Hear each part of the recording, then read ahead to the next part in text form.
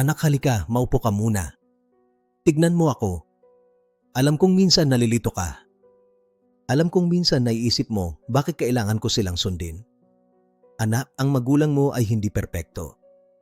Nagkakamali rin sila. Pero bawat payo na binibigay nila ay hinubog ng karanasan, ng luha at ng mga pagkakamaling ayaw na nilang danasin mo pa. Kapag sinasabi nilang mag-aral ka, hindi yon parusa. Kapag pinapagalitan ka nila, hindi yon dahil ayaw ka nila. Ginagawa nila yon dahil mahal ka nila higit pa sa naintindihan mo ngayon. Anak, ang pagsunod ay hindi kahinaan. Ang pagsunod ay karunungan. Ito ang unang hakbang sa isang buhay na may direksyon. May mga daan sa mundo na maganda sa una pero sa huli ay masakit. At may mga daan na mahirap sa simula pero magdadala sa iyo sa liwanag.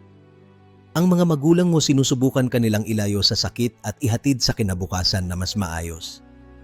Darating ang araw na ikaw ay lalaki. Darating ang araw na maintindihan mo kung bakit sila mahigpit, kung bakit sila nag-aalala, kung bakit sila paulit-ulit.